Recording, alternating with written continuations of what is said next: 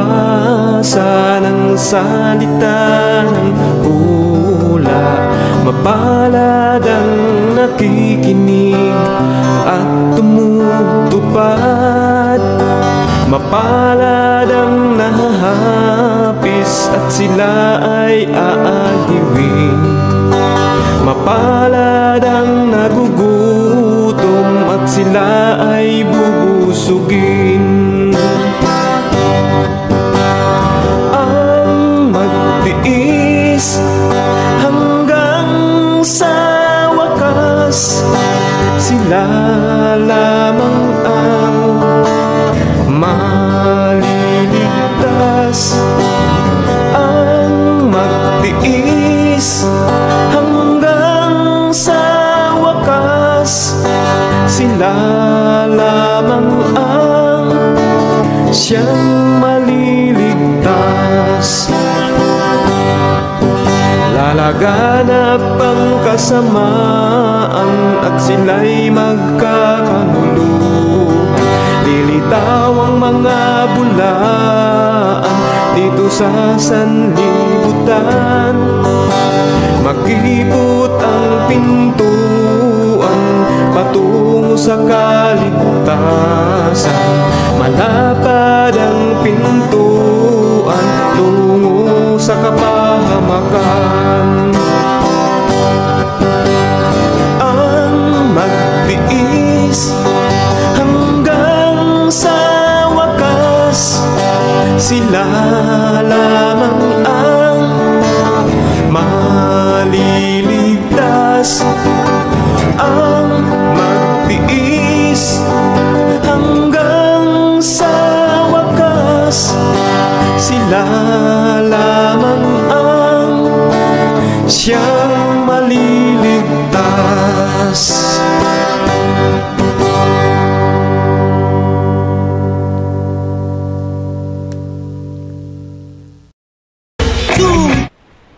Hello and welcome sa Russia TV mga kapatid, at meron tayong live debate ngayon between Seventh-day Adventist and Baptist Church, September 6, 2023 mga kapatid, Wednesday, alas 8 ng gabi dito sa Pilipinas mga kapatid. At magandang gabi sa lahat ng nasa live dyan. Napakaganda ng topic natin ngayon. Actually, ngayon ko lang na moderate ata yung topic na to, or pangalawang beses kay Pastor Alexander, pero napakaganda ang topic natin. Investigative judgment is biblical. So syempre ang first speaker natin si Ruben Naval ng Seventh-day Adventist, at second speaker naman si Wene Estares ng Baptist mga kapatid. So bago natin simulan ang ating debate, itingnan natin kung ano yung kanilang setup ng debate. So meron tayong 10 minutes na first presentation ng ating affirmative or first speaker. Sunod natin dyan is 7 minutes na cross ng negative or second speaker. So pagkatapos nyan, syempre 10 minutes yung ating negative first stand, 7 minutes naman yung first cross din ng ating affirmative. So next natin sa rebuttal, same din, 10 minutes yung rebuttal affirmative, 7 minutes naman yung second cross ng negative. So same din, 10 minutes rebuttal ng negative, tapos 7 minutes ng second cross ng affirmative. So meron tayong 5 minute pagkatapos nun, 5 minute na final conclusion. Mauna si negative, mahuhuli naman si affirmative. So both 5 minutes yan mga kapatid.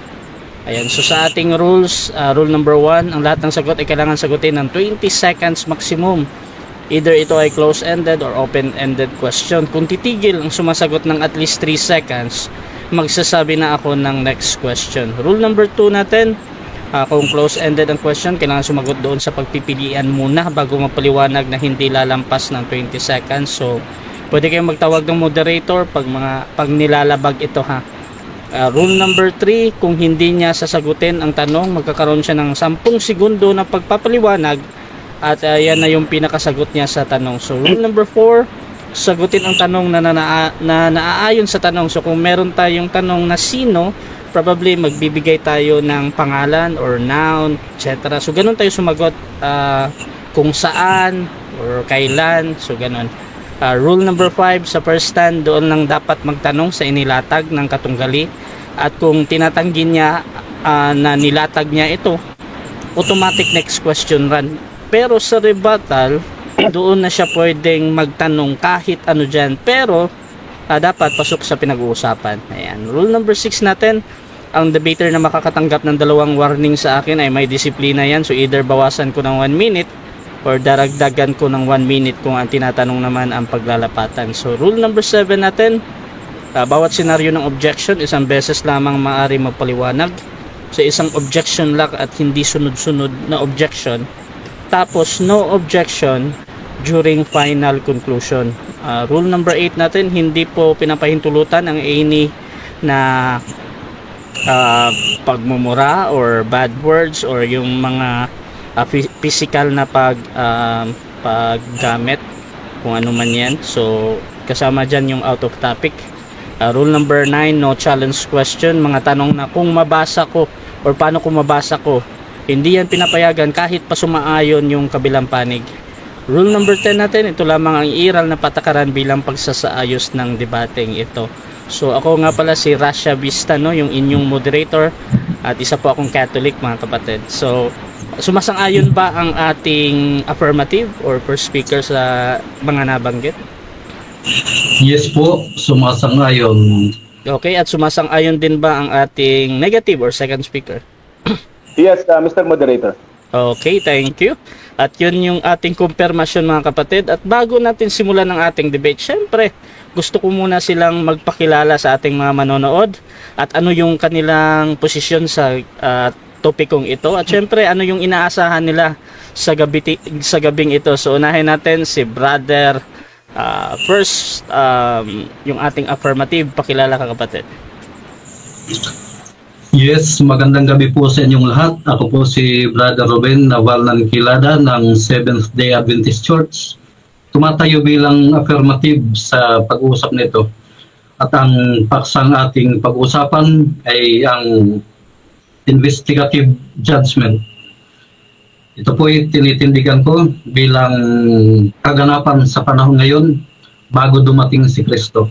Ang tawag ng iba dito ay pre-advent judgment. Pero ang mas madali ay ang investigative judgment dahil tayo po ay nasa panahon ngayon ng pagsisiyasat. Magandang gabi po, nawang kaluwalhati ng Panginoon ng mahayag at ito po ay isang friendly dialogue. Maraming salamat. Okay, so syempre, ang ating negative din. Pakilala ka, kapatid. Magandang gabi sa lahat. Una sa lahat, I am asking, I am extending my greetings. Magandang gabi sa mga kapatiran natin, both sa sikta ng Iglesia Adventista del Séptimo Día or the Seventh-day Adventist at sa aking kinaukulang sikta, yung Sword Baptist Church, no? Fundamental Baptist Church. Sa lahat, mayong gabi. Sa aking katunggali na si Brother Ruben, sa ating moderator, at sa mga kapatiran natin na nasa online ngayon. Sa inyo lahat, isang mapagpalang magandang gabi sa inyo lahat. Okay, at simulan na natin ang ating debate, mga kapatid. So sa mga nasa live dyan, please share yung ating live streaming ngayon. At pwede kayong mag-comment dyan. Ayan, so uumpisa na natin. Bibigyan ko ng 10 minuto sa unang pagpapahayag si Brother Ruben Naval ng Seventh-day Adventist sa topic na investigative judgment is biblical. 10 minutes, bro. Your time start now. Yes, magandang gabi po uli sa inyong lahat. Ang ating topic ay napakaganda po, investigative judgment. Tatalakayan po natin ang proseso ng paghuhukom. Unang, ang investigative judgment, ito po ay tinawag nilang pre-advent judgment noong 1854 ni G.M. Lobro. At noong December 17, 1856, ito naman ay tinawag na investigative judgment ni Elon Everts. Ito'y tinutulan noon ni William Miller, ay ni James White. Tinutulan niya ito noon. Nagkaroon sila ng masusing pag-aaral dito Subalit, dumating ang panahon na ito'y niyakap na rin ni James White. Noong January 29, 1857, kanya na itong tinanggap at naunawaan na niya kung ano ang investigative judgment at kung kailan ito nagsimula at kung kailan ito nagaganap. Si Ellen G. White noong time na yun ay wala siyang masyadong na iambag sa investigative judgment na ano nito na title o pamagat ng isang doktrina. Sumusulat siya ng mga panulat. Subalit hindi masyado, sabi ni George Knight, si Ellen G. White ay kunti lamang ang kanyang pananaw nung time na yon.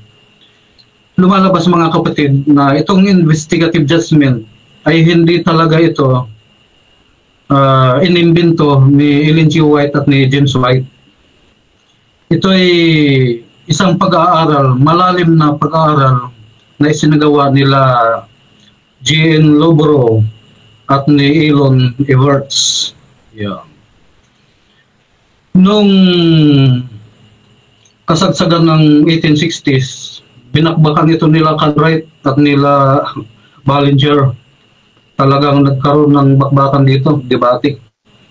Kung kailan ito nagsimula at anong mga talata sa Biblia ang ginamit. Kapatid.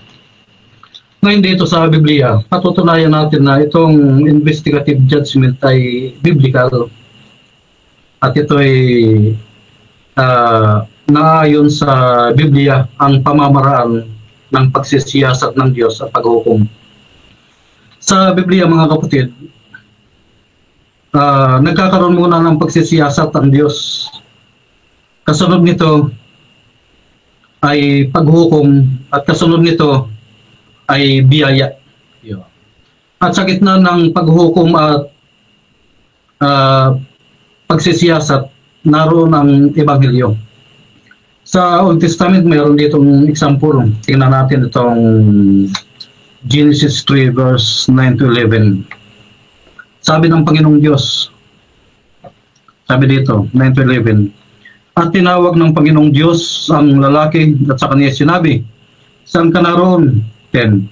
At sinabi niya, narinig ko ang iyong tinig sa halamanan at ako'y natakot sapagkat ako'y hubad at ako'y nagtago. 11. At sinabi ng Panginoon, sinong nagsabi sa iyong ikaw ay hubad? Nakakain ka ba ng bunga ng punong kahoy na inutos sa iyong huwag mong kainin? Sa pag-iimbestiga ng Panginoong Diyos, ipinakilala niya kay Naibat Adan ang kanilang kasalanan, ang kanilang paglabag. Ito yung tinatawag na due process. Matapos makalabag si Adan, hindi ginawa ng Diyos yung agarang hatol ng walang pag-uusisa o pag-iimbestiga. Inimbestigahan niya muna. At nung may pakilala ng kanilang kasalanan, dito na ipreniklama yung hatol at kamatayan. Sa alabo ka galing, sa alabo ka din babalik. Ibig sabihin, mamamatay sila. Subalit nung time na yon, imbes na mamamatay sila, nandun yung habag, yung mercy. Nagkatay ang Panginoong Diyos ng tupa bilang pantubos sa kanila. Ito yung Ebanghelyo. Nagkaroon sila ng pag-asa. Tinuruan sila kung paano maghandog. At ang handog na ito ay tumuturo kay Kristo. Yan ang Ebanghelyo.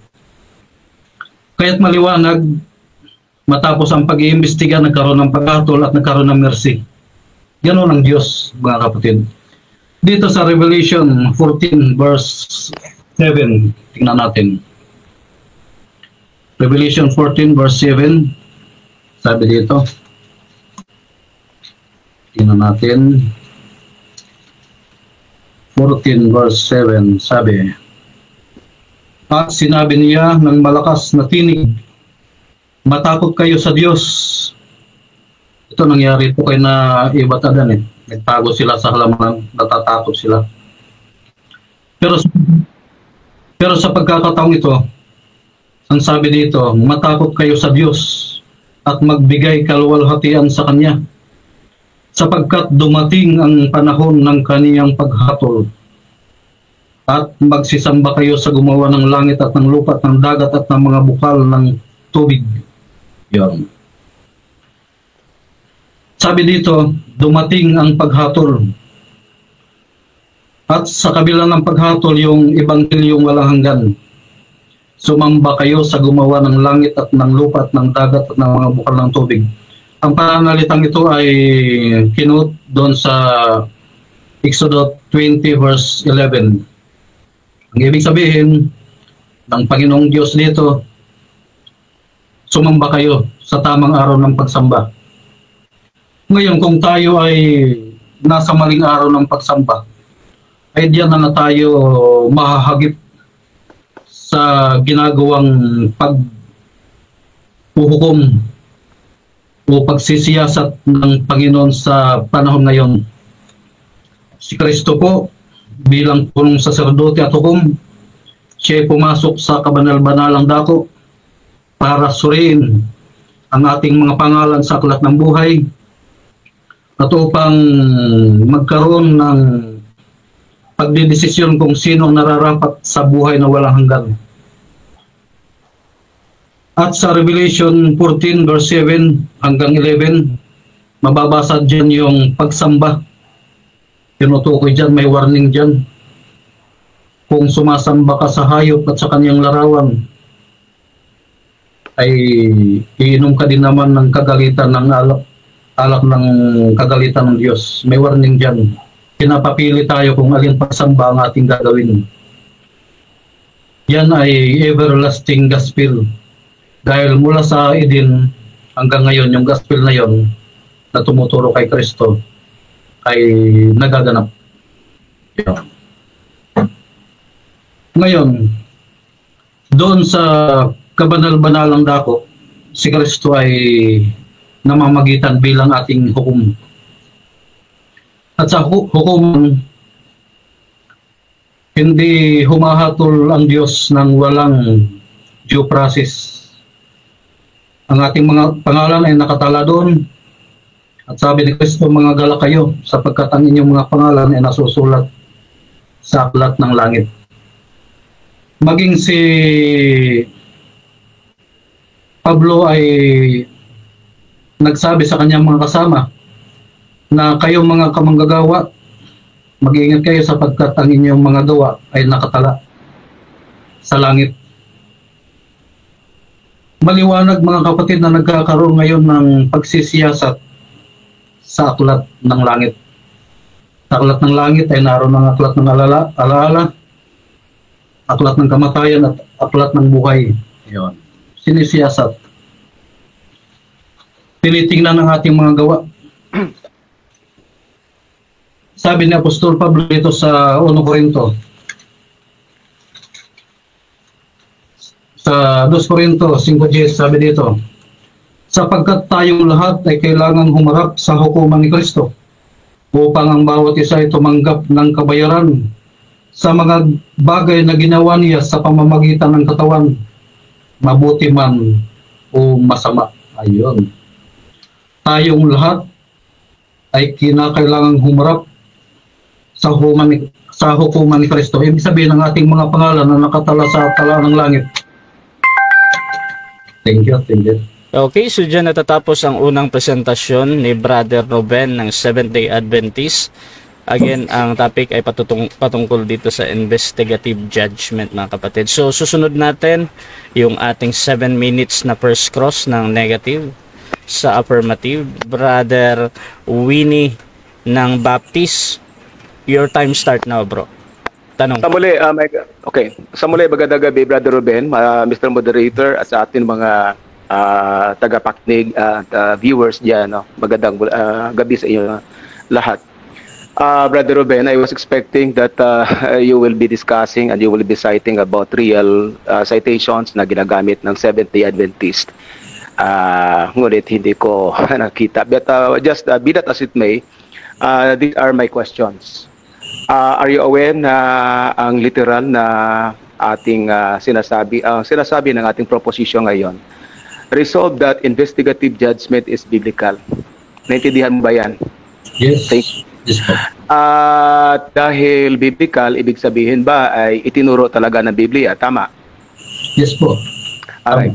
Okay. Ito ba ang sinasabi ninyong investigative judgment yung makikita sa inyong fundamental doctrine belief number 23 or 24? If I am not mistaken, correct? Yes po, number 24. Yes. Thank you for the correction. But it is, are you standing by the truth that it is found in your fundamental doctrine number 24? Yes. Alright. And yung sinasabi sa loob ng inyong doktrina number 24 ay talagang itinuro o ikinuha mula sa Biblia, tama? Tama po. At yan din ang itinuro or hinango mula sa mga turo ng inyong mga pioneers at mga early writers noon, kabilang na ang inyong sinasabing pinakagalang-galang na propeta na si Mrs. White, tama? No.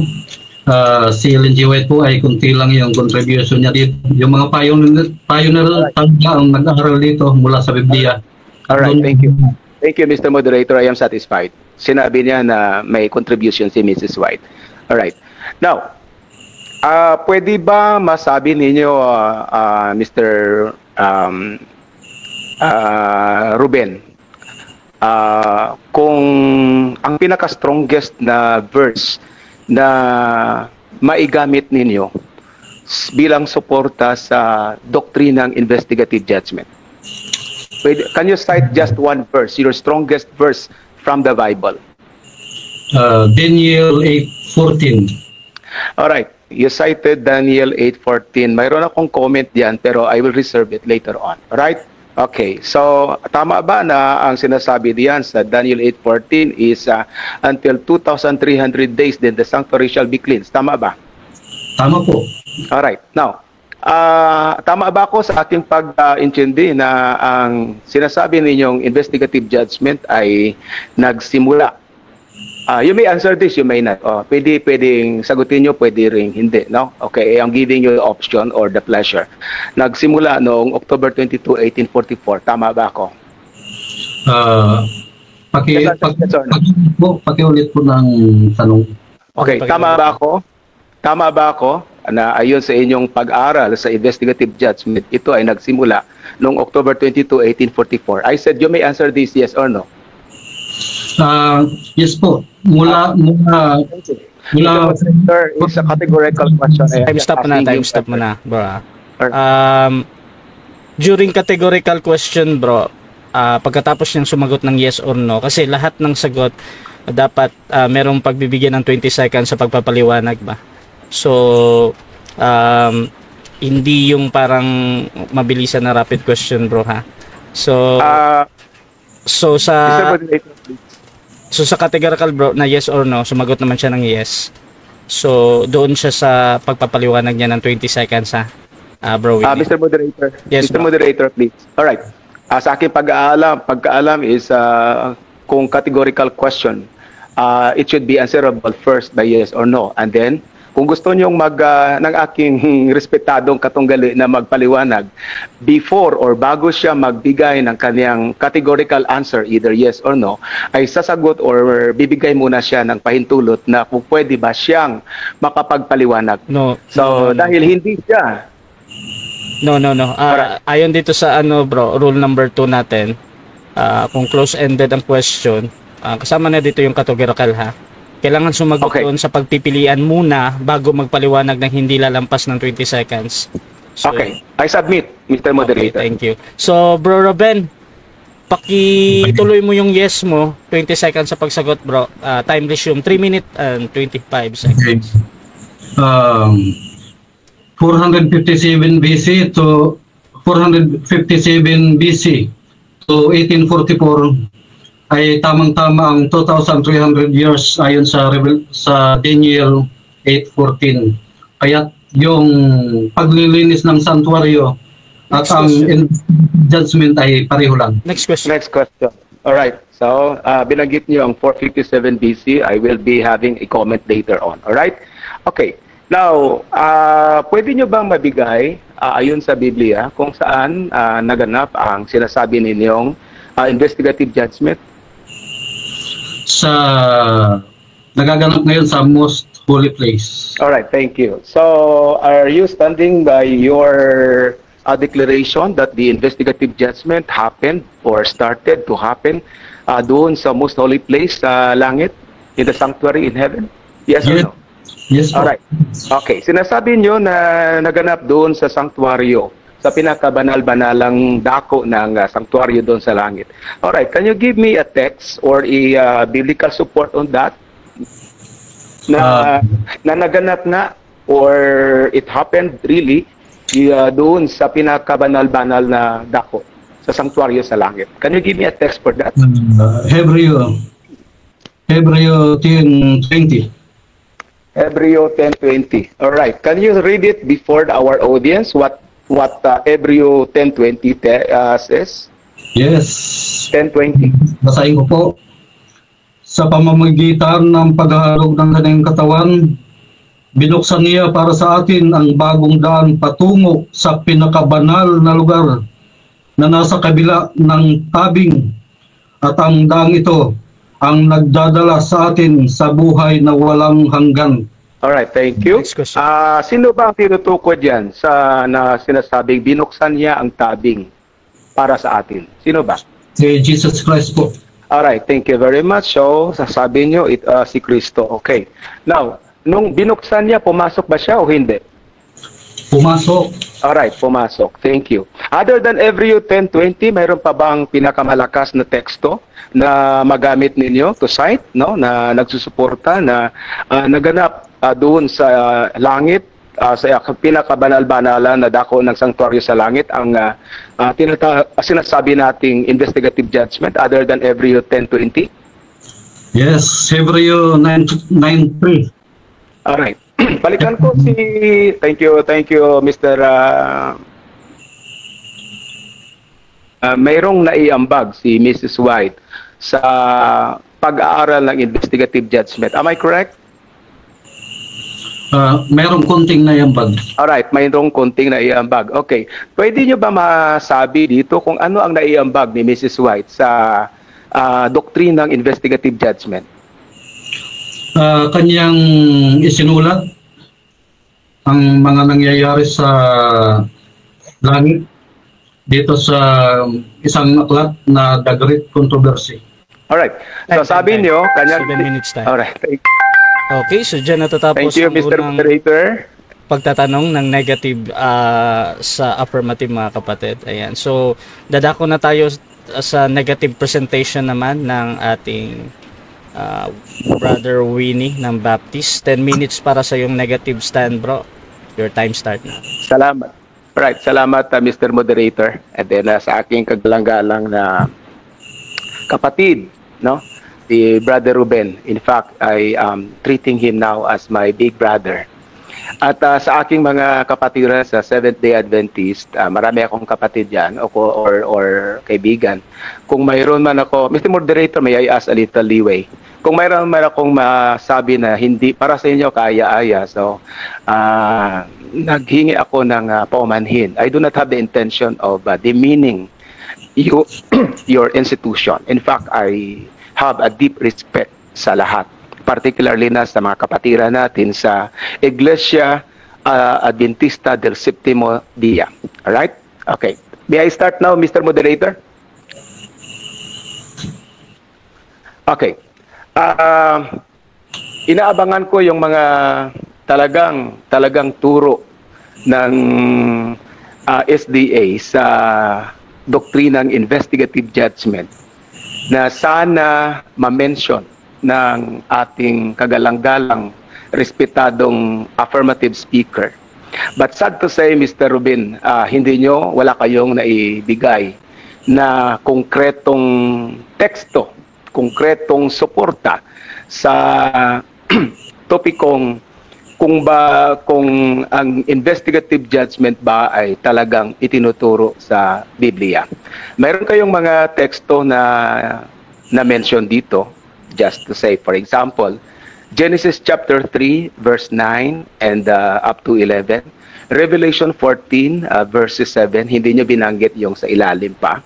And then yung may mga passage kayo na ibinanggit, like for example, pumasok si Kristo sa kabanal-banalang dako, ang kaniyang katungkulan doon sa langit bilang tagapamamagitan, ngunit hindi kayo nagbigay ng teksto diyan. It was only through my interrogation na ibinigay niyo ang Hebrew chapter 10 verse 20 and then ibang teksto sa Hebrew. Alright.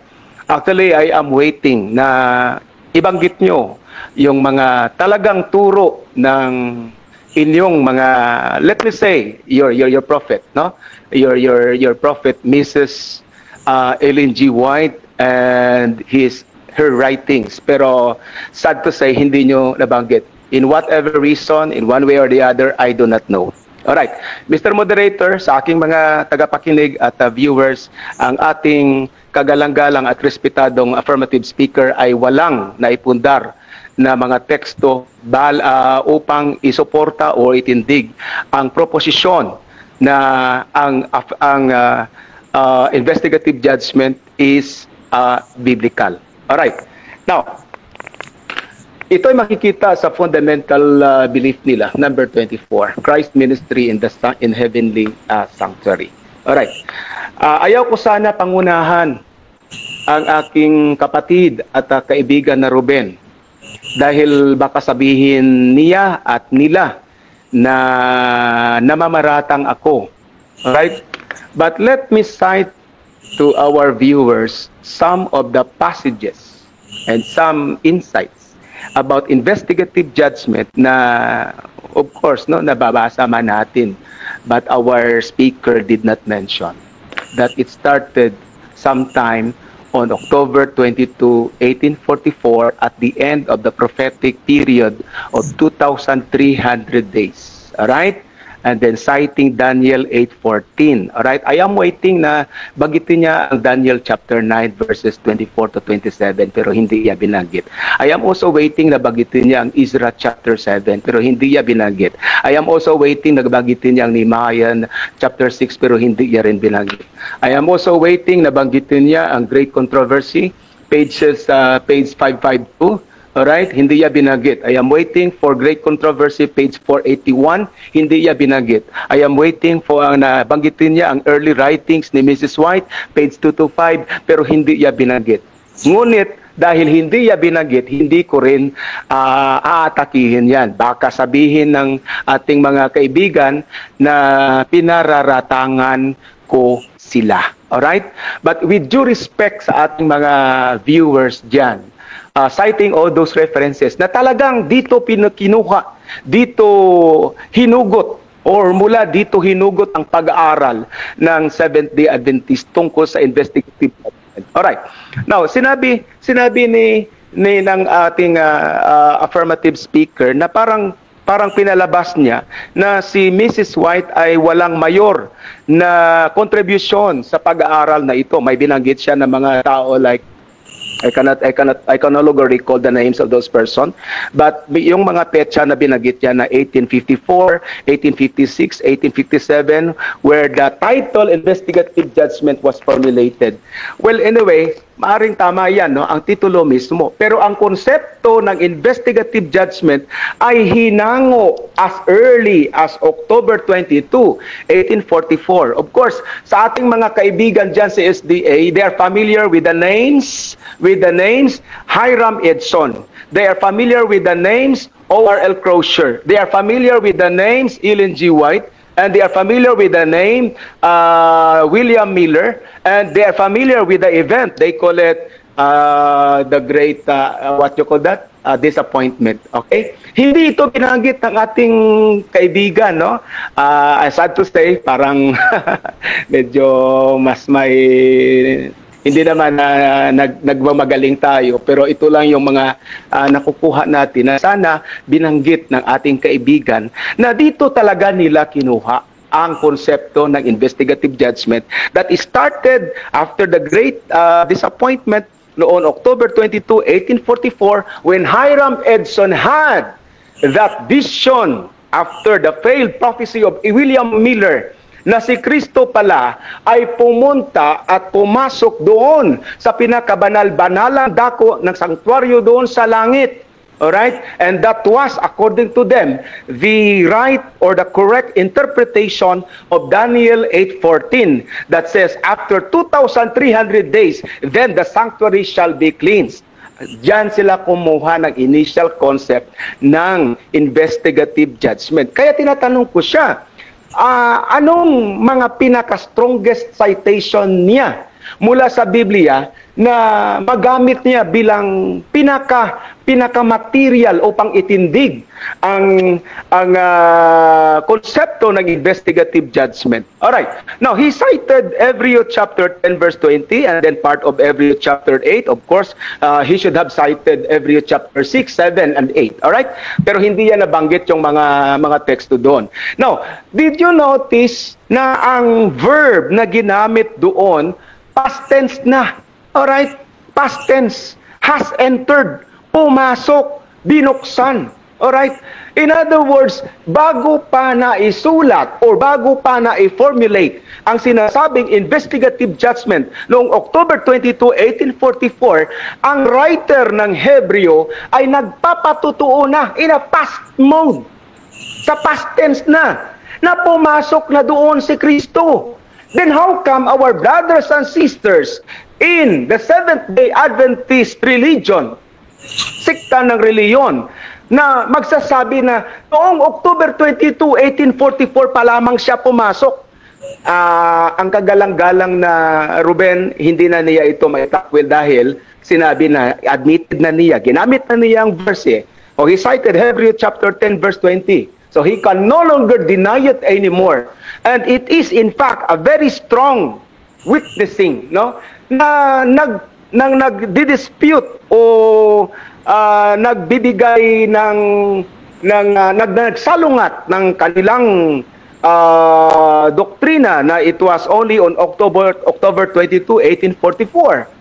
Okay? Now, hindi nagsasabi ang Biblia tungkol sa investigative judgment. Alright? Ang ginamit na patutuo ng ating kagalang-galang na Ruben, ang Revelation chapter 14. I was waiting him na banggitin ang Revelation chapter 20 pero hindi niya binanggit.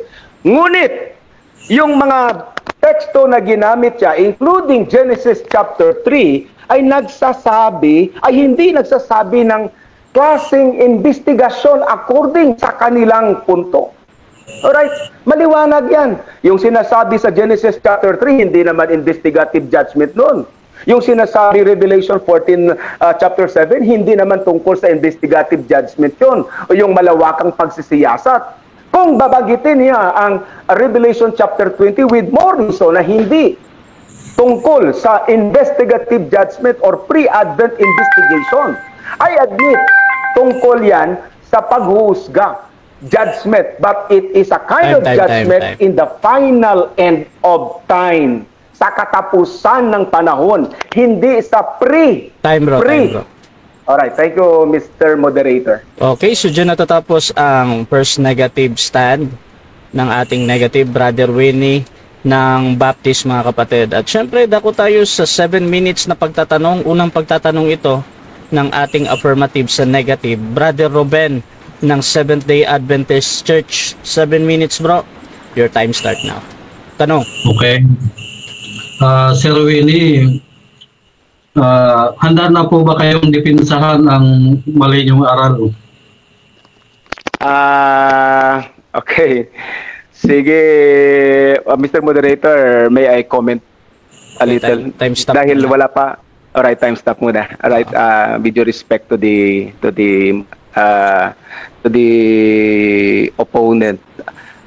Siguro hindi pa itong time na sasabihin na maling aral kasi wala pa siyang napatunayan.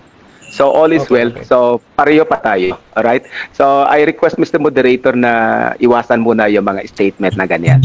Okay. Thank you. Okay. So Tuloy ka na bro Ruben sa tanong mo bro. Unang tanong, Sir Win. Sabi nyo kanina walang investigasyon na naganap sa Genesis 3. Bakit tinatanong ng Panginoong Diyos yung si Adan, nakakain ka ba ng pinagbabawal na bunga? Ano kung matatawag niyo doon, pag-imbestiga o nagtatanong lang? Alright. Assuming without admitting that there was an investigation happened sa Genesis chapter 39, verse 9 to 11. Alright? I-assume natin that there was indeed an investigation. Pero hindi yan ang klaseng investigation in the context of the investigative judgment exposed by the Seventh-day Adventist. Next question. Next question.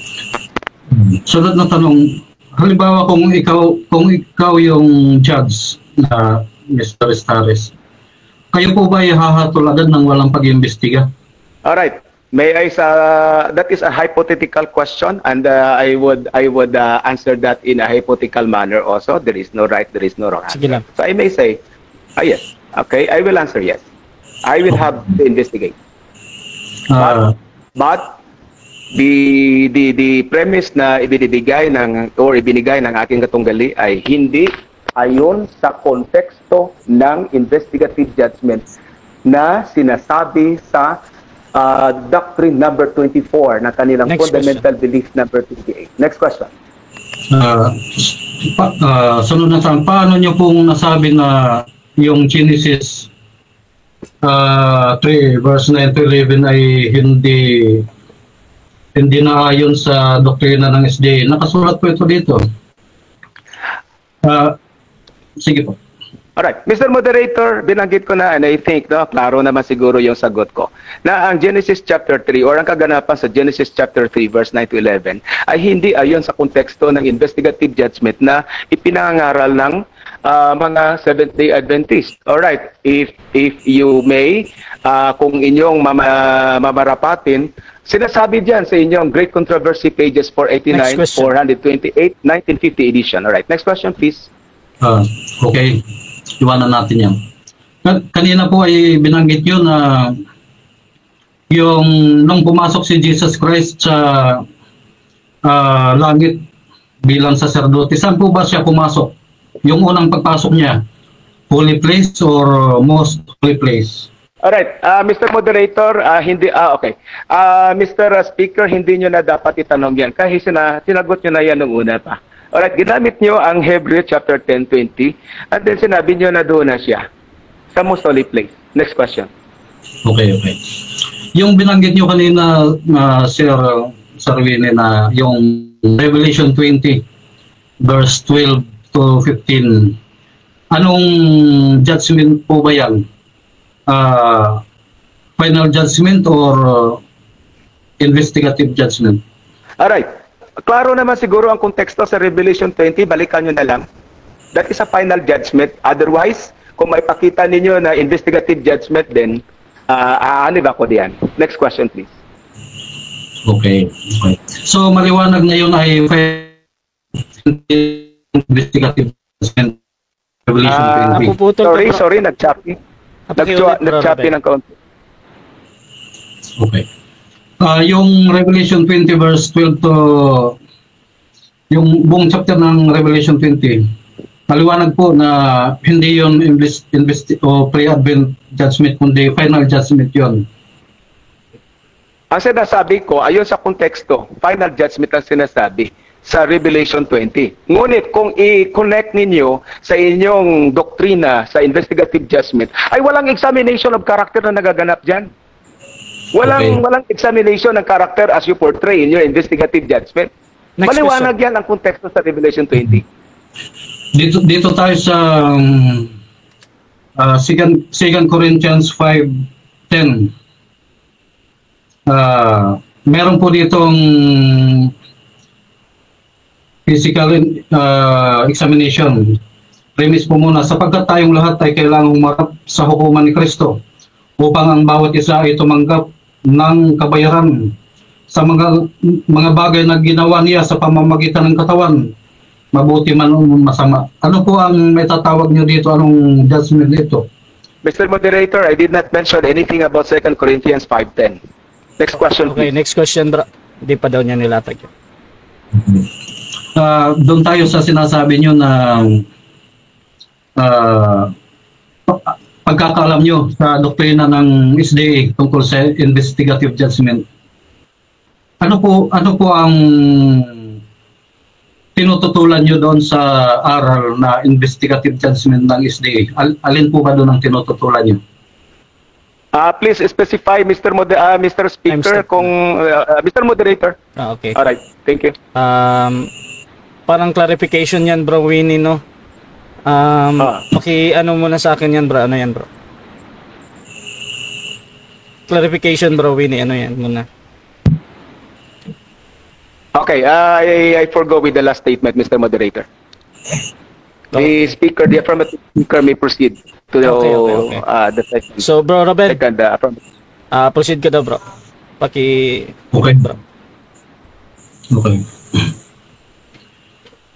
Na Sir Winnie, yung 1844 na doktrinang cleansing of the sanctuary or investigative judgment, tinututulan niyo po ba ito? Hindi ako tumututol dyan on my own, sa aking opinion. Ngunit, ang Biblia mismo ay tumututol sa inyo dyan. Dahil maliwanag naman na Biblia. Ano bang sinasabi sa Daniel 8:14? Napakaraming problema dyan as far as the teaching of the Seventh-day Adventist in connection with investigative judgment is concerned. Next question, please. Next question. Anong talata po sa Biblia ang tumututol doon sa 1844 cleansing of the sanctuary? Mr. Moderator, the speaker has to wait na ibigay ko sa kanya ang discussion. Okay. So, bro Robin, ibibigay daw niya mamaya or later. So, bro Robin, in the next question mo, bro? Okay, next question na lang. Sige. Sa sunod na tanong. Sa palagay niyo po ba sa mga ginagawa nating mabuti at masama sa panahon ngayon, walang pag-uusisa na nagaganap sa ating Time, bro. 7 minutes time. Okay, so dyan natatapos ang first part ng ating debate, which is yung ating first cross at first stand, mga kapatid. Shout out muna sa lahat ng nasa live, kay Samuel Tahuda ng MCGU, sa founder ng MCGU, maraming salamat. Kay Moises ng 7-Day Adventist, shout out sa inyo, bro. Kay Rachel Rabaya Kalantok, kay April Zander Bago, ayan, shout out sa inyo dyan. At sino pa ba to? Ayan, si Abing TV, shout out sa inyo, mga bro. So dito tayo sa rebuttal stage. Again, 10 minutes ito. Mauna dito si Brother Ruben ng Seventh-Day Adventist. At sa mga bagong pasok dyan, ang ating pinag-uusapan ngayon ay patungkol dito sa investigative judgment is biblical. At ito na nga, isa sa mga aral ng Seventh-Day Adventist. So, Bro Ruben, 10 minutes para sa yung rebuttal, bro. Your time start now. Okay, magandang gabi po. Salamat sa ating kagalang-galang na negative si Brother Winnie. Kanina po ay binanggit ni Brother Winnie na wala daw tayong naitayo sa ating paksang tinitindigan. Marami po. May mga talata tayong matitibay na ginamit. Ang iniisip po ng ating negative ay yung mga naunang talata sa Hebreo ay yung talaga yung sinasabing si Kristo ay pumasok sa langit at wala nang gagawin. Sa Hebreo 1:5 hanggang 8, si Kristo nung pumasok sa langit, itinanghal siya bilang hari, bilang punong saserdote, at ipinakilala sa universe bilang anak ng Diyos na dapat sambahin ng lahat. Yan. Nagkaroon po ng pagpapakilala. Diyan po sa Hebreo 1 hanggang 6. Ang mga talatang ito sa Hebreo 6 ay ginagamit ng mga SDA minister na umalis sa SDA at sinasabi nilang ito ang tamang unawa. Tinutulan nila yung investigative judgment na nasa Hebreo 9 and 10. Ngayon, yung topic na ating tinitindigan, investigative judgment is biblical. Kanina po natin tinitindigan yan. At nung tinatanong natin ang ating negative kung wala bang pag-iimbestiga na naganap sa Genesis 9:3, eh sumang-ayon naman ang ating negative na mayroon. Ibig sabihin, meron lang talagang iniiwasan ng ating negative doon sa punto na yon. At yung Genesis 9:3, ginagamit po yan dito sa mga aralin ng SDA. Eh, hindi po masasabing hindi aral ng SDA yan. Okay. Ngayon dagdagan natin mga kapatid. Genesis 18. Noong ang Sodoma ay sobrang sama na at nakarating sa langit, ang Diyos mismo ay bumaba para mag-imbestiga. Yun. Sabi ng Diyos kay Abraham, sabi niya, susunugin ko ang Sodoma. Nag-uusap si Abraham kung maaari po ay wag, dahil mayroon diyang mga banal na sumasamba sa iyo. Sabi ni Abraham, pwede po ba wag niyo nang isunugin? Sabi ng Diyos, kung may masusumpungan ka ng mga banal dyan na 50. Ibig sabihin, alam ng Diyos yung mga nangyayari at alam ng Diyos kung ilan yung banal na naroon. Pero yung pag-iimbestiga, yung proseso, yung due process, kinakailangang mangyari para sa mga saksi sa buong universe. Ngayon, sabi ng Abraham, pwede, kung mayroong 20 hanggang 10, hindi nyo susunugin. Hindi ko susunugin, basta't mayroon. Alam ng Diyos yun na kunti lang naroon. Nagtawaran sila. Ngayon, nagpadala ang Diyos ng 2 anghel doon para talagang ikumpirma na mayroon na daw mga banal. Ibig sabihin, gumugulong yung rule of law. Yan. Hindi kagad nagpaparusa ang Diyos ng walang pag-iimbestiga, walang due process. Ngayon, dahil 4 lang yung naroon, di sunog. Pagkatapos ng paghatol, mercy. Nabuhay sila Lot, si Abraham. Nabuhay. Kaya nauna yung investigasyon, sumunod yung judgment, sumunod yung mercy. Ngayon sa panahon natin, anong sabi? Anong sabi ni Apostol Pablo?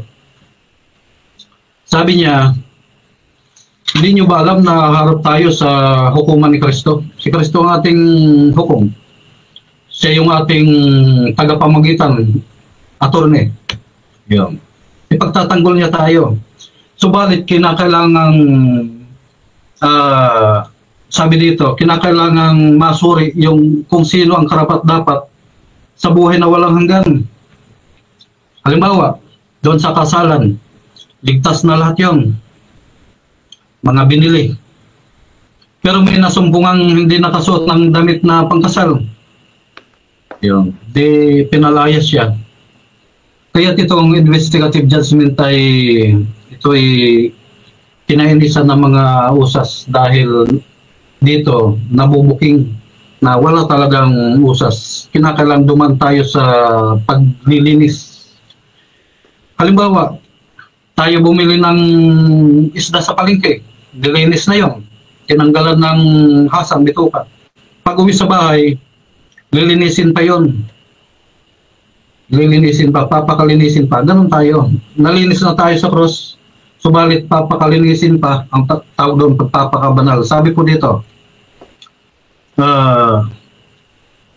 Roma 2:6-7, na siya ang magbibigay sa bawat tao ayon sa kaniyang mga gawa, sa mga nagsisipagtiyaga sa mabubuting gawa, sa paghanap ng kaluwalhatian at puri at ng di pagkasira ay ang buhay na walang hanggan. Yan.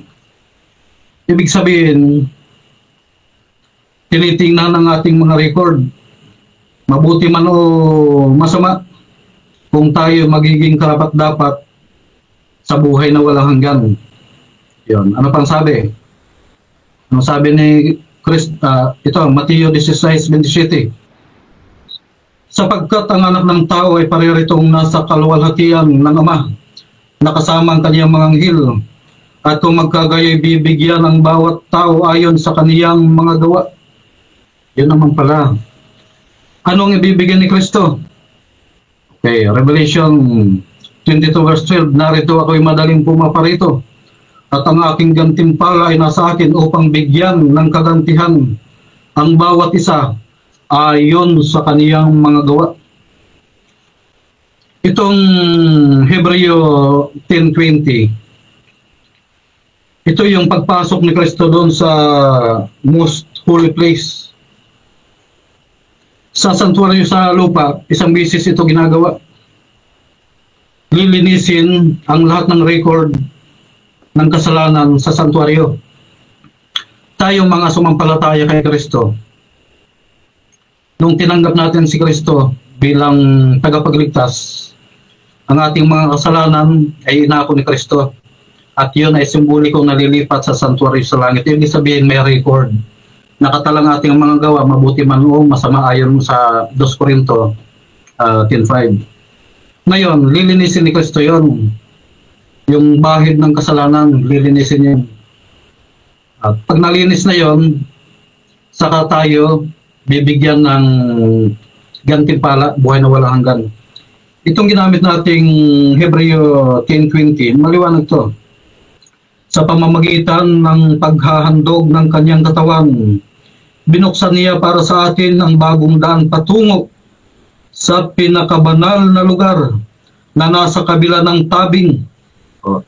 Yung santuaryo sa lupa na kopya ng tunay na santuaryo sa langit, meron yung dalawang tabing.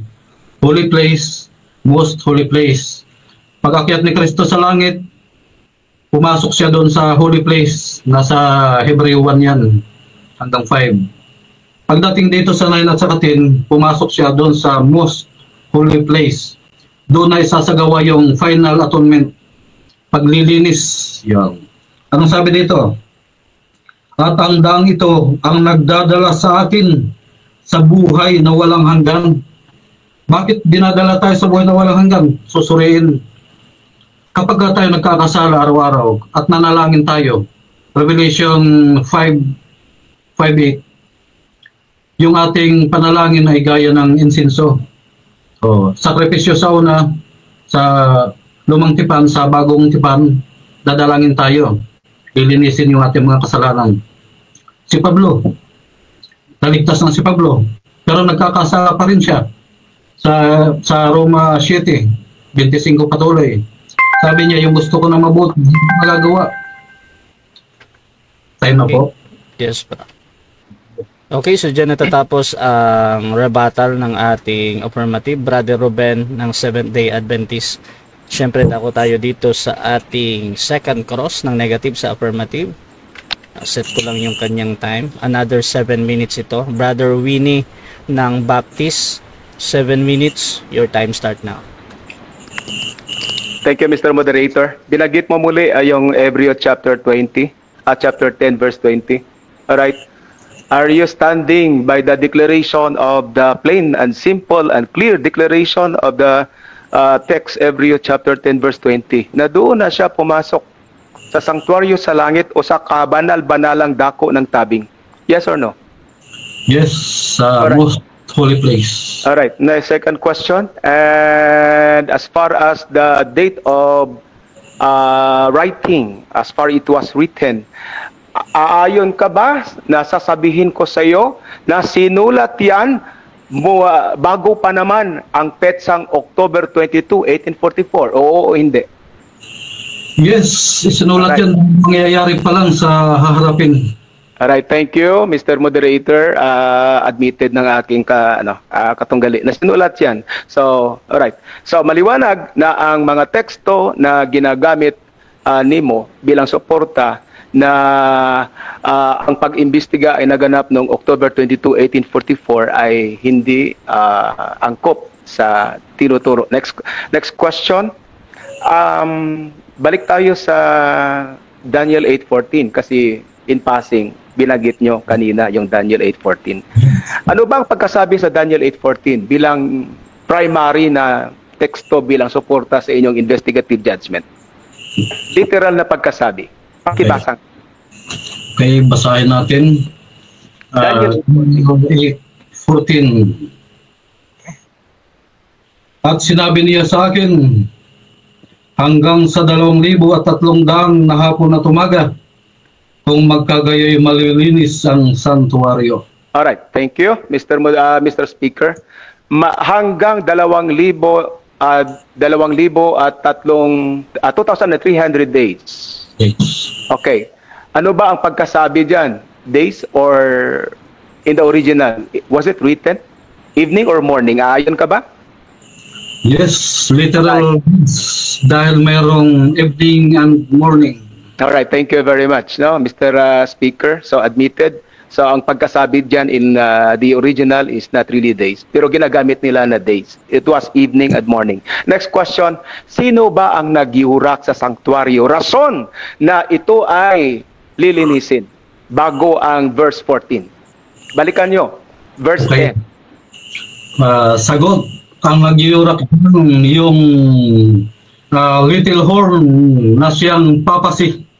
Thank you. Sanctuary. Alright. Objection, Mr. Moderator. Time stop muna. Objection muna tayo. Alright, thank you. Okay. Anong Mr. Moderator, the papacy. Yes. The papacy was not mentioned in the preceding verse of Daniel 8:14.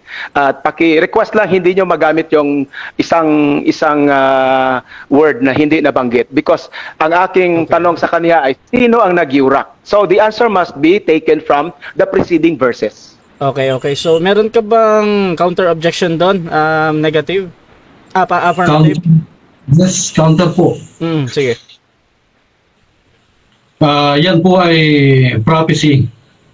Okay. At ang little horn ay binabanggit yan na siyang papasi na siyang nagyurak sa santuario.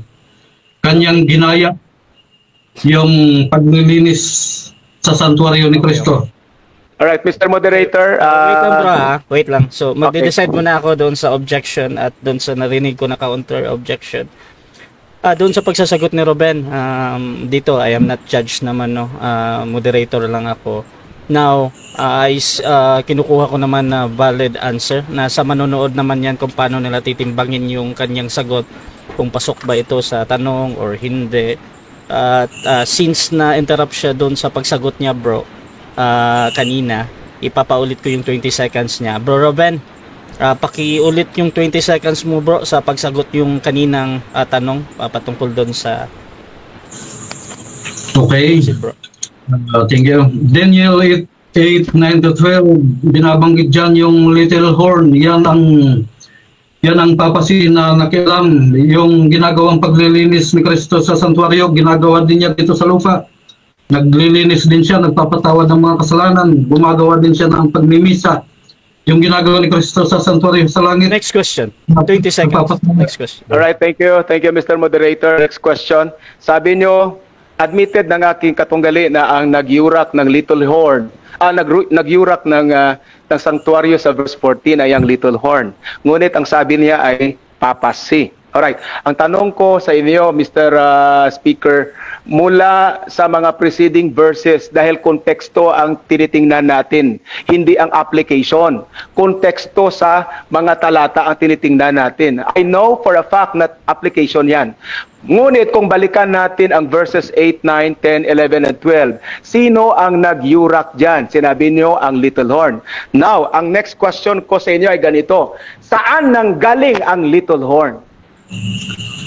Okay.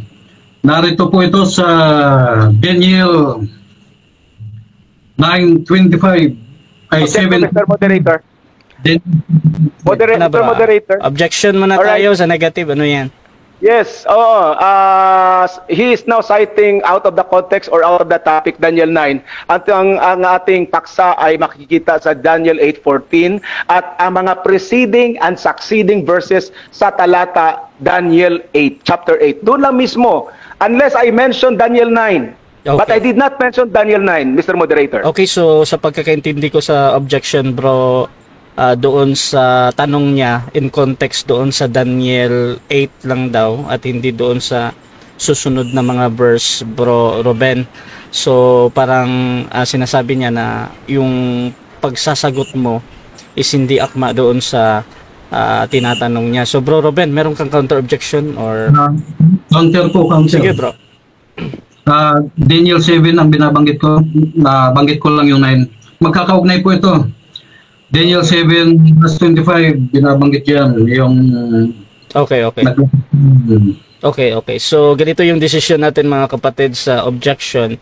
Actually, ang tanong is saan at naghihintay kami Ruben na masagot yung word na saan ba. Pero doon sa pagsasagot mo, you can freely answer naman kung ano yung para sa iyo at nasa audience naman yan kung paano nila titimbangin, no. So bro Ruben, 20 seconds sa pagsagot mo, bro. Pasok mo yung sagot mo, bro. Okay. Daniel 8 verse 9. At mula sa isa sa mga yaon ay lumitaw ang isang maliit na sungay na dumakila ng tuto sa dakong timugan at sa dakong silangan at sa dakong malwalating lupain. Ito yung sa prophecy, ito yung prophecy na nag-yurak. Okay, next question.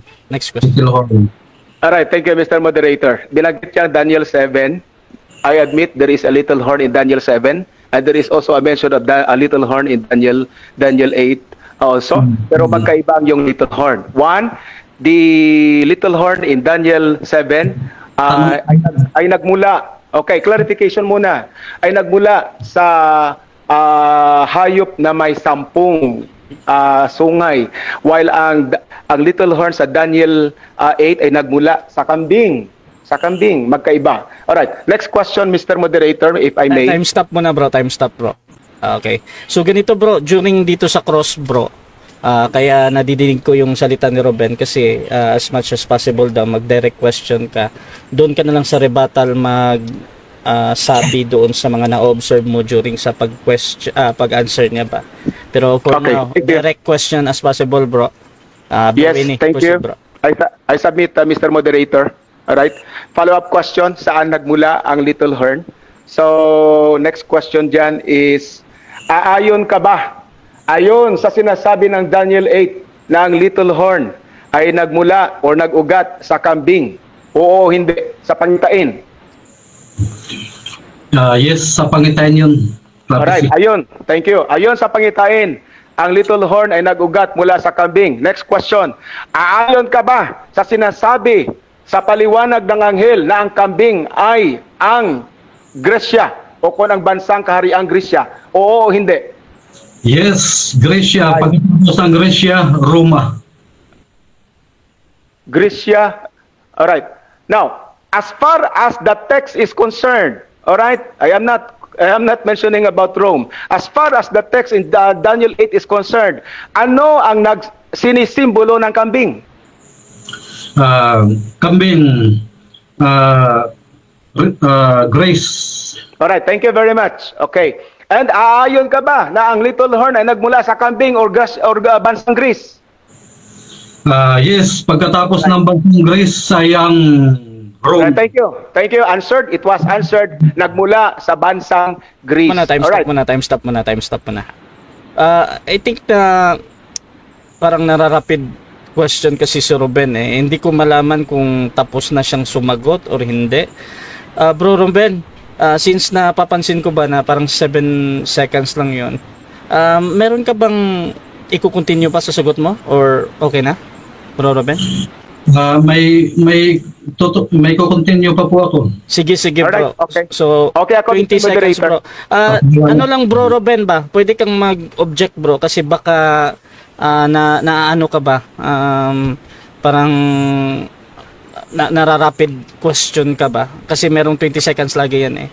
So, meron ka namang karapatan lagi dyan. So, bro Ruben, bibigyan kita ng yung 15 seconds na ano mo bro. Proceed bro. Okay.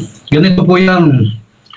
Yung kambing Medo-Persia or Greece hanggang naging Rome in both its pagan and papal Rome. Magkakasunod po yan. Magkakasunod na events pagkatapos ng Greece, Rome. 7 minutes time. Ayan. So, dyan, natatapos mga kapatid ang second cross ng ating negative. At syempre, dako tayo sa kanyang rebuttal stand naman. Another 10 minutes ito. At by the way, sa mga bagong pasok dyan sa ating live, shoutout muna sa inyo. At ang pinag-uusapan nila ay dito sa investigative judgment is biblical. So, affirmative natin yung tinatanong kanina at negative naman yung magpapahayag ngayon sa kanyang rebuttal. 10 minutes para sa iyo, Bro Winnie ng Baptist. Bilang negatibo, rebuttal stage, your time start now. Thank you very much once again sa ating kagalang-galang na kapatid na Ruben at ating moderator also, Brad Russia. Alright. Sa ating mga kakapapasok pa lamang, ang ating proposition ay resolved that investigative judgment is biblical. Ibig sabihin, talagang itinuturo ng Biblia na ang konsepto ng investigative judgment ay talagang makikita plain and simple sa ating Biblia. Alright. Now, sabi ko, ang pinaka-konsepto ng investigative judgment ay hindi nailatag ng ating kaibigan na si Brother Ruben at nag-aalinlangan ako nung una na baka sabihin niya na pinangunahan ko siya. But for the interest and for the clarification of our viewers, let me say, with your respect, Brother Ruben, ha? Alright, with your respect. So sasabihin ko sa inyo ang mga primary na teksto na kung saan hinugot o kung kinuha yung konsepto or pag-aaral ng investigative judgment. Sorry to say, tinatawag ko yan na cornfield theology. Cornfield theology dahil nagmula yan sa isang kaganapan sa Maisan na kung saan ang isang taong nangangalang sa kay Hiram Edson ay nakakita ng isang pangitain in relation to the field prophecy of William Miller that Christ would return in the Philippines. In the Philippines. Here on earth, in the year, originally as prophesied was 1843. That was the original prediction of William Miller. Nung hindi dumating si Kristo noong 1843 ay nagtaka ang itong sinasabi nating Millerites, kabilang nandyan sina Mrs. White and the others at saka si Hiram Edson and others. Right?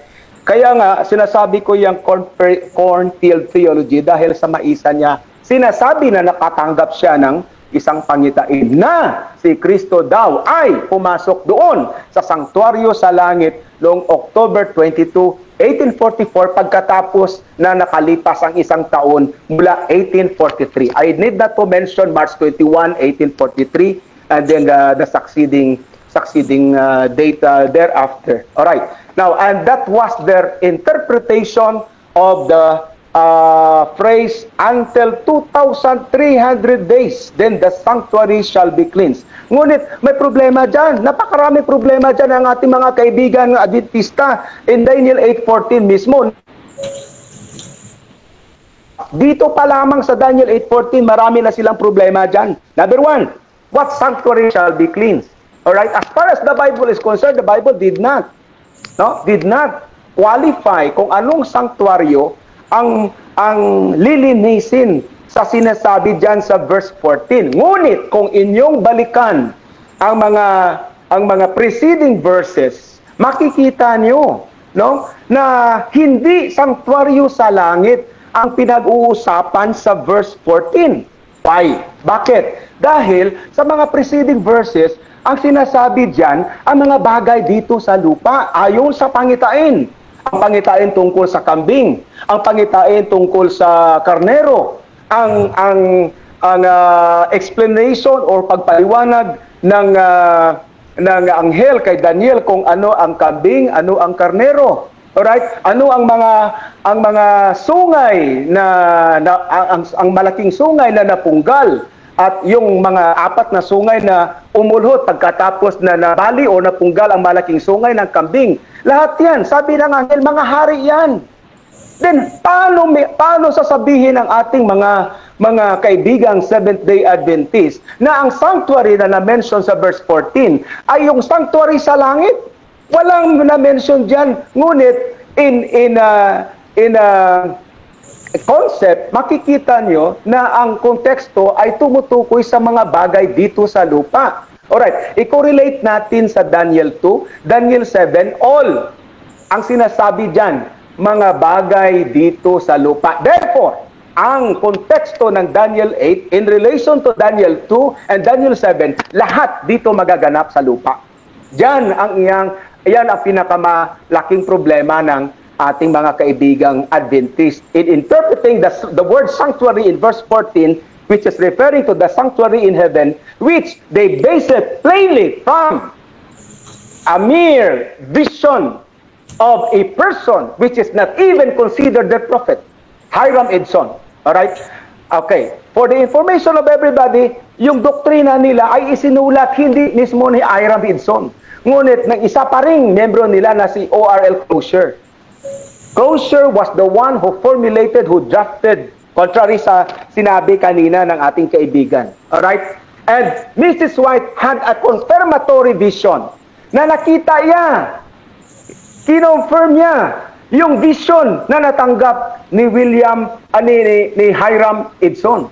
Diyan nagsimula ang kanilang investigative judgment na noong October 22, 1844, pumasok daw si Panginoong Hesukristo doon sa pinakabanal-banalang dako ng sanktuaryo doon sa langit. Alright, kanina tinanong ko si kapatid na Ruben, anong teksto, pinakalakas na teksto na gagamitin niya to support that view? So binanggit niya yung mga passages sa Hebrew chapter 10, Hebrew chapter 8, Hebrew chapter 6 maybe, pero hindi yan na-realize na ang mga teksto na yan, ang buong libro ng Hebreo ay isinulat matagal na panahon pa bago ang October 22, 1844. Yan ang kanilang pagkakamali. Alright? Now, next question, or itong isang observation natin. Okay, hindi nila kinuha masyado, or they were not very particular with the context. Kasi sabi niya, nung tinanong ko siya, ano ang nagyurak sa sanktuaryo na kung sa bagay ito ay linisin? Ang sabi niya, ang little horn, which is correct. Pero may idinagdag siya. Ang sabi niya, ang papacy or ang papa sa Roma, which was not mentioned sa konteksto at malayo sa konteksto dahil admitted niya na ang little horn ayon sa pangitain ay nagmula or nag-ugat sa kambing at ayon sa anghel ay Grisya. At ang little horn na yan ay isa sa mga hari na umulhot mula sa 4 na hari and it therefore originated from Greece. Paano niya sasabihin na nagmula sa Roma or ang papa sa Roma? Alright? Citing Daniel 2 or Daniel 7, which is again, masasabi natin na hindi applicable dahil ang little horn na na-mention sa Daniel 7 ay mula sa sapat o hayop na may 10 sungay. At ang little horn dito sa Daniel 8 ay nag-ugat lamang sa hayop, sa kambing na may isang malaking sungay. Magkaiba. Alright? So hindi pwede nila gagamitin yung Daniel 7 to support what is the little horn mentioned in Daniel 8. Alright. Okay. Now, maliwanag ang teksto, maliwanag ang context ng mga teksto. Hindi October 22, 1844 nagsimula ang investigative judgment doon sa sanktuaryo sa langit, contrary sa pinapangaral ng mga kaibigan nating mga Adventista. Right. Let me mention Daniel 9 verse 24 to 27 kasi binabanggit nila to. Kino-correlate nila ang Daniel 8:14 sa Daniel 9:24 to 27. Mr. Moderator, our viewers, may I clarify further na walang kinalaman ang Daniel 9:24 to 27 sa sinasabi sa Daniel 8:14. Bakit? Dahil magkaiba ang kanilang context. Hindi natin magamit ang isang teksto na iba ang kaniyang sinasabi o konteksto para isuporta sa isang pag-aaral mula o hinugot sa isang teksto. Magkaiba. Daniel 8:14 speaks about the succession of two kingdoms from Medo-Persia to Greece, while Daniel 9:24 to 27 speaks about the last ultimatum na ibinigay ng Diyos para sa mga Israelita pagkatapos na sila nabihag doon, dinala na Diyos na pagkabihag sila ng Babylonia at doon sila na malagi 70 years as a punishment for them.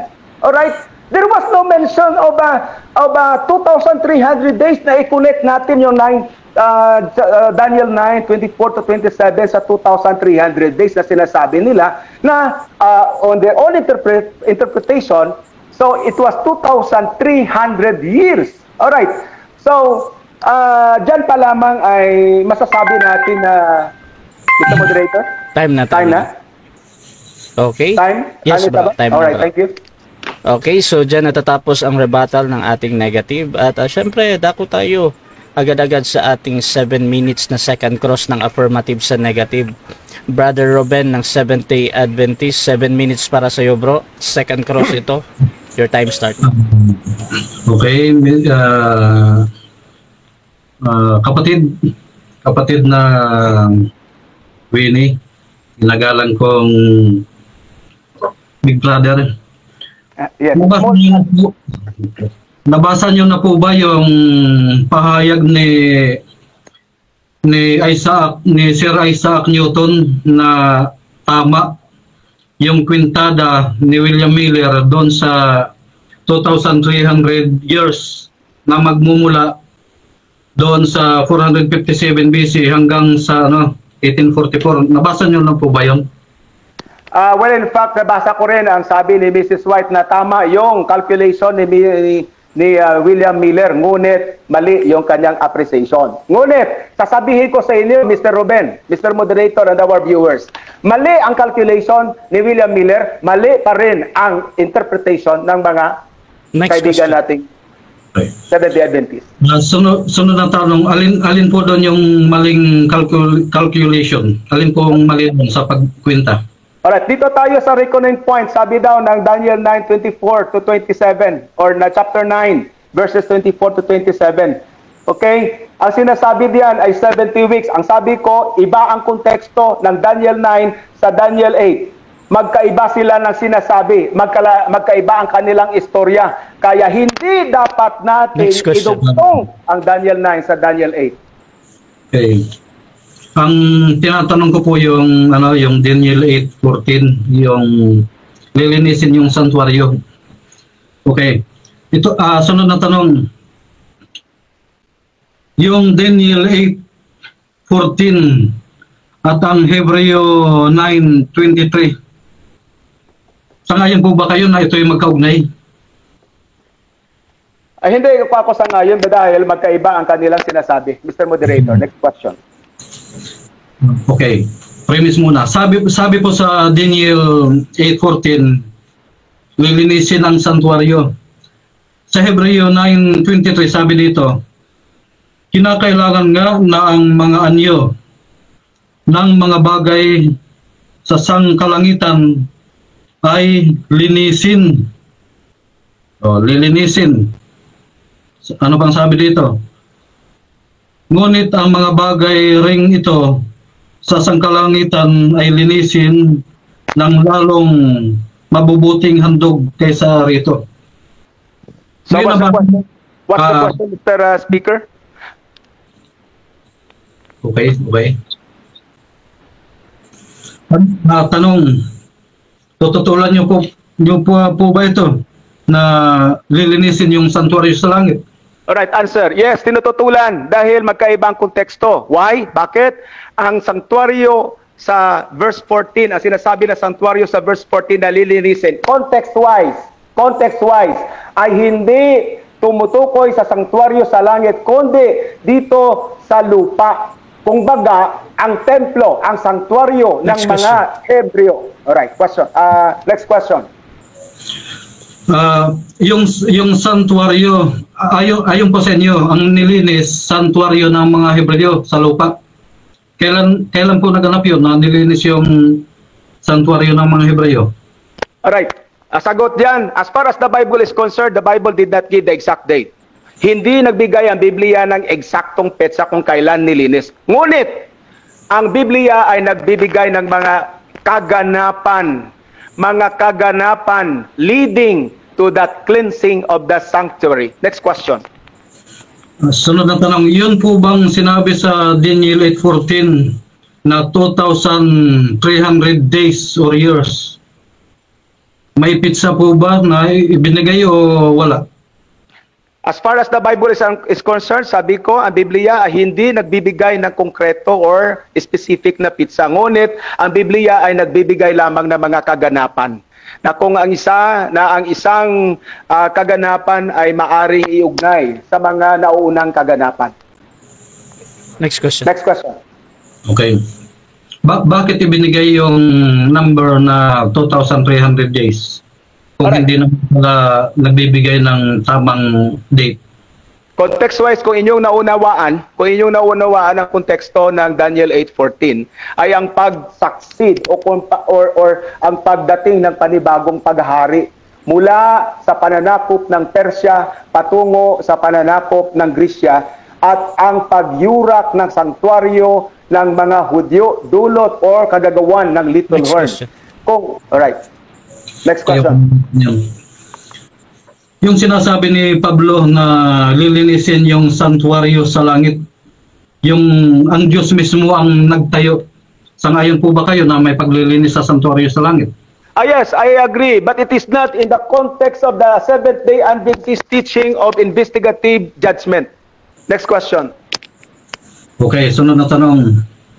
Sabi ni Pablo, si Kristo bilang punong saserdote pumasok sa kabanal-banalang dako para magsagawa ng paglilinis. Sangayon din po ba kayo dito?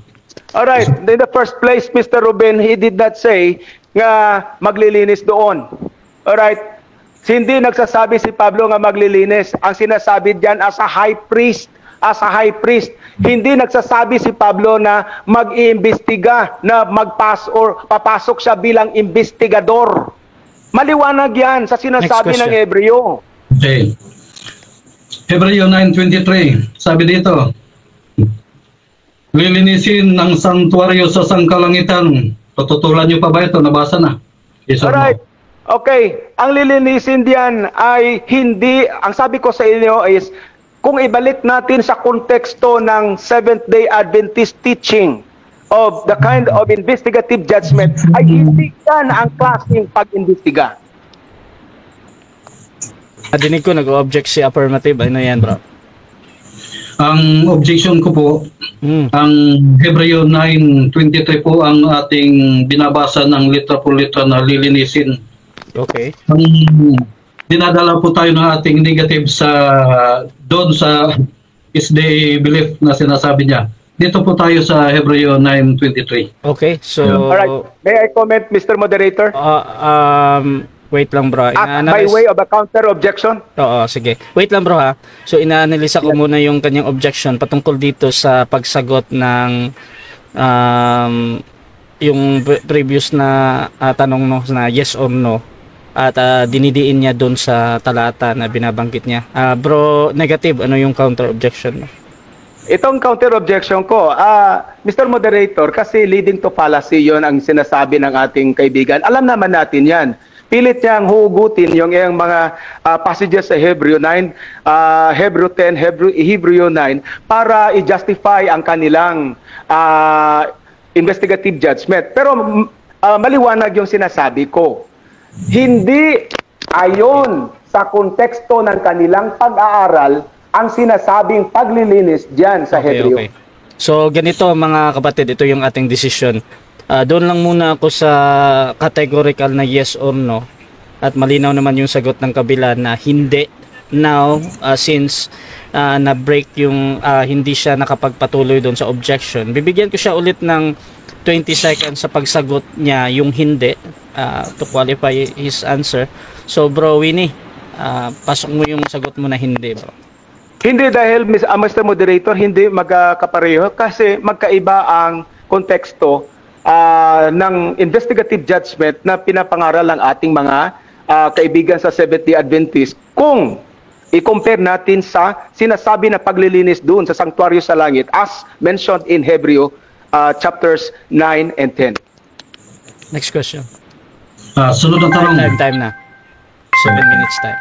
Okay, so dyan natatapos ang second part ng ating debate mga kapatid, at dako tayo sa third stage ng ating debate, which is yung ating final conclusion. Ayon sa ating napagkasunduan, mauuna si negative dito at mahuhuli si affirmative. So 5-minute na final conclusion bilang negatibo sa topic na pinag-uusapan about investigative judgment is biblical.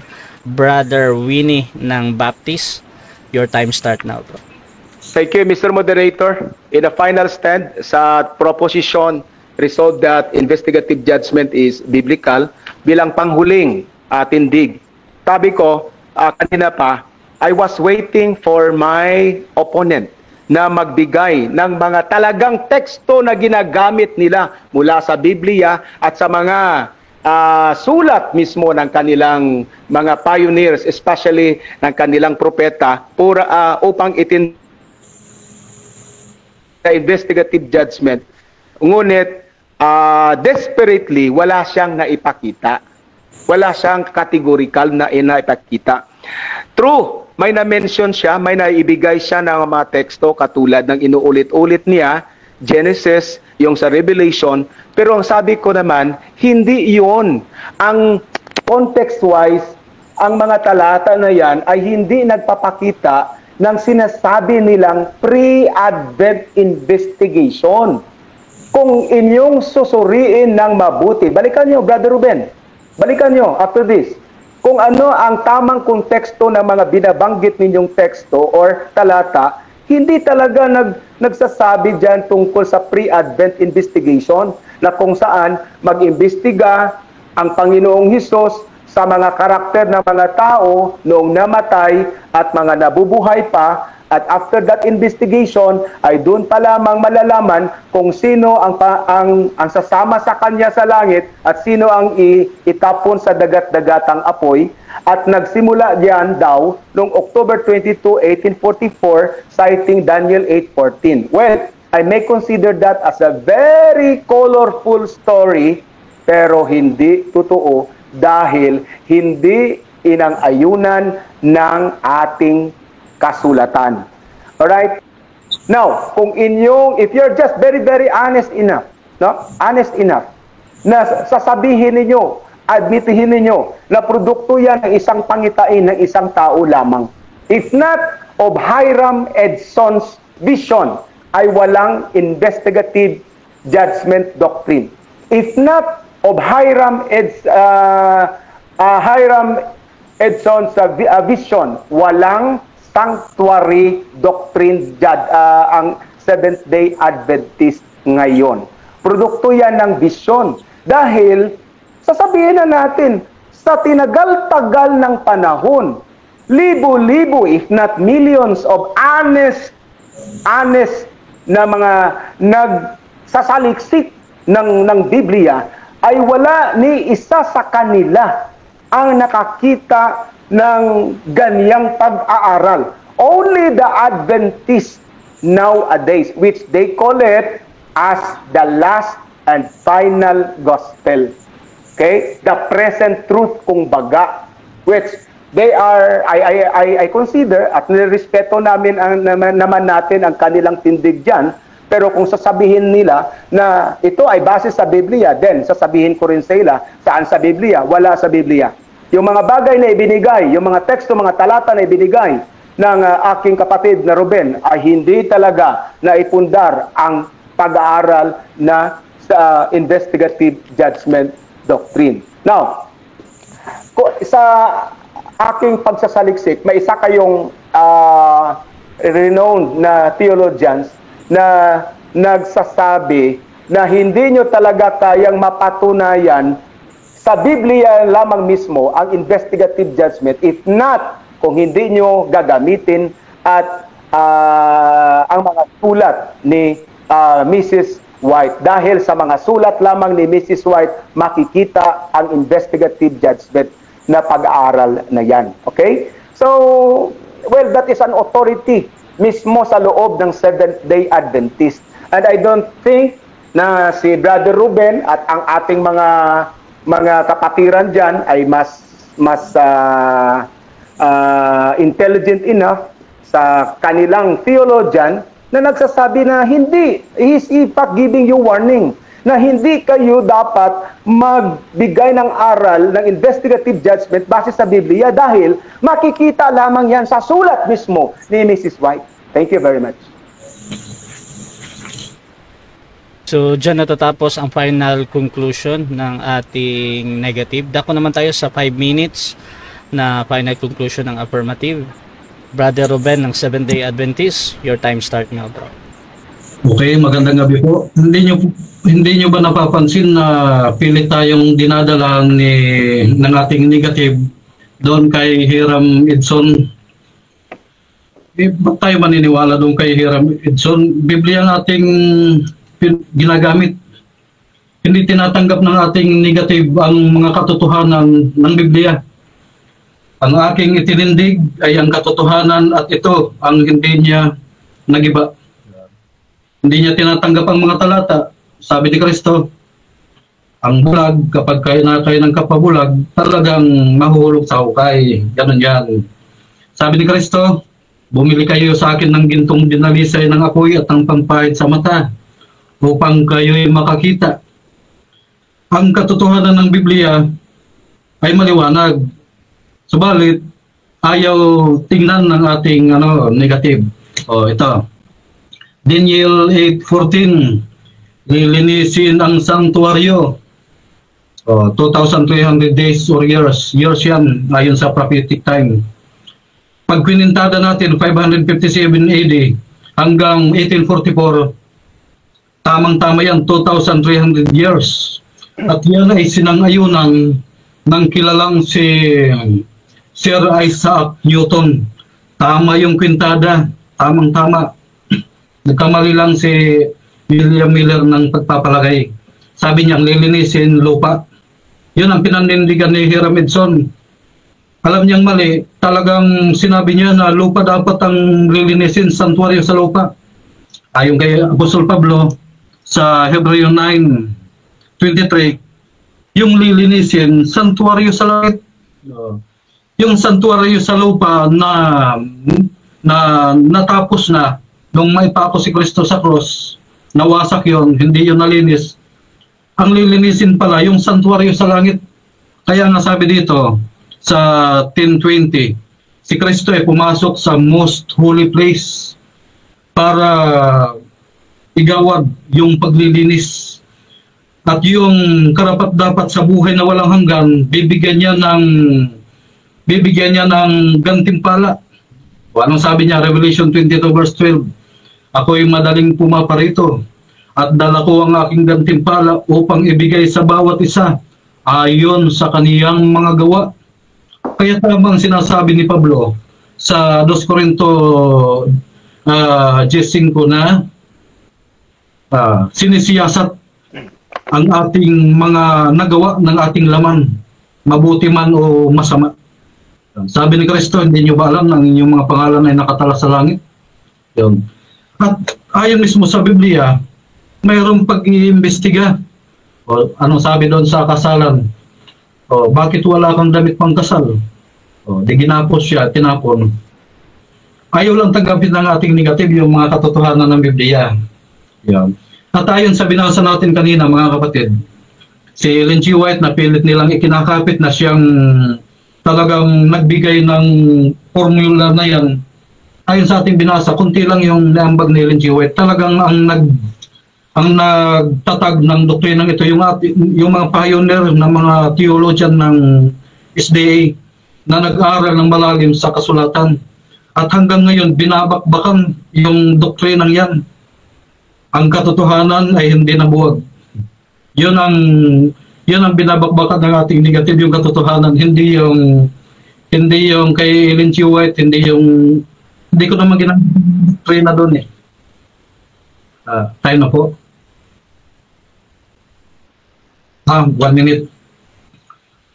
Yung mga katotohanan ng Biblia na ating ginamit, narito yan. Sabi kanina ng ating negative, hindi daw ginagamit ng SD doctrine. Narito yan. Ginagamit yan yung proseso, pamagat dito, proseso ng paghukom, pre-advent judgment.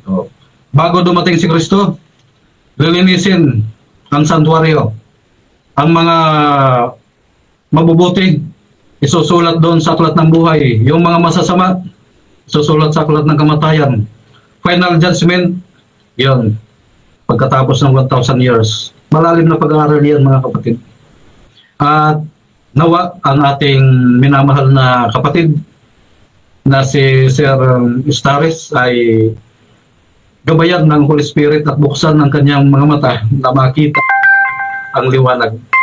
Thank you po, thank you. Okay, so dyan natatapos ang debate natin between Seventh-day Adventist Church and Baptist, mga kapatid, sa topic na investigative judgment is biblical. So, bago natin i-end yung ating live, syempre gusto ko munang silang magbigay ng pasasalamat. No rebuttal na ito ha, kasi tapos na yung debate ninyo. So, pasasalamat na lang doon sa mga nanood, makakapanood pa nito. At baka meron din kayong mga program or YouTube channel ba yan or pages. So, unahin natin si Bro Ruben. Salamat, bro. Maraming salamat, Brother Rasya, sa napakagandang pagkita sa debating ito. Maraming salamat sa aking big brother, kay Sir Winnie Stares. Maraming salamat po.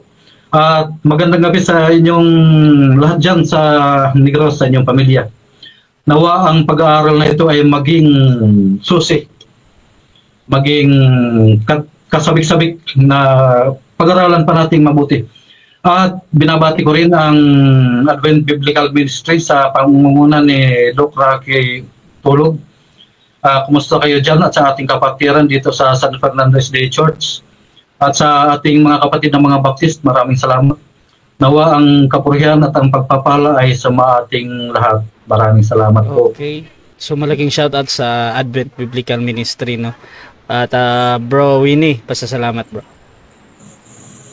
Yes, Brother Rasya, thank you very much sa una sa lahat sa ating moderator sa inukol ninyong panahon sa napaka-challenging na paksa as far as the Seventh-day Adventist doctrine is concerned. Sa ating mga kapatiran dyan na Seventh-day Adventist, napakarami kong kaibigan, Brother Rasya, na Seventh-day Adventist.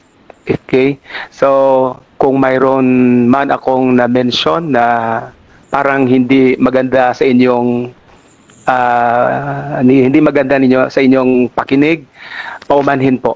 I do not have the intention of insulting your doctrine, your institution. Ito ay exchange, healthy exchange lamang ng kuro-kuro. So, sa muli, baka pagbigyan pa tayo ni Brother Rasya ng another chance. Sa ibang topiko na naman, Brother Ruben, see you. And, well, brother, bro, my big brother, thank you and, for being a gentleman also. No? And then, thank you for the nice, healthy exchange of discussion. To everybody, thank you. Okay, so... Okay, so that is Brother Winnie. Actually, mga kapatid, meron ng mga naghahamon dito, no? Isa na dito si Fernando Camacho ng Seventh-day Adventist, one of the top debater ng SDA. Hinahamon daw niya si hindi naman hamon, pero kung pwedeng mapag-usapan daw patungkol dito sa Little Horn, siguro mag-usap sila at kung pwede. At Pati, Mr. Moderator, open lang ako sa kanila. Open naman yung messenger ko. So they can send me a any friendly proposal. request for that. Any proposal. Okay, so maraming salamat mga kapatid. At gusto ko ding batiin, magpasalamat sa lahat ng sumusuporta sa Russia TV mga kapatid, yung mga Rangers of God at yung Advent Biblical Ministry at iba pang hindi papakilala, no. So maraming salamat sa inyo. At doon din sa mga nanonood sa nag-share ng ating live streaming, sa mga nag-comment.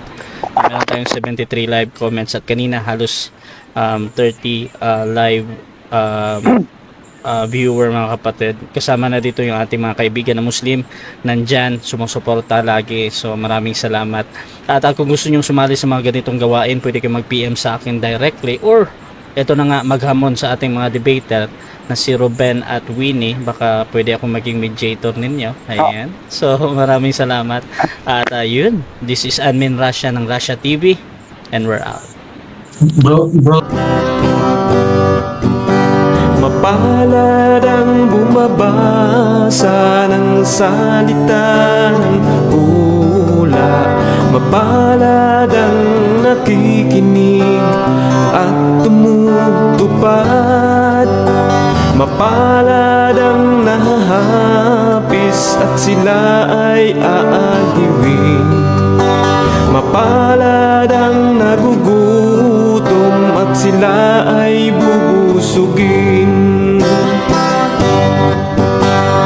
Ang magtiis hanggang sa wakas, sila lamang ang maliligtas.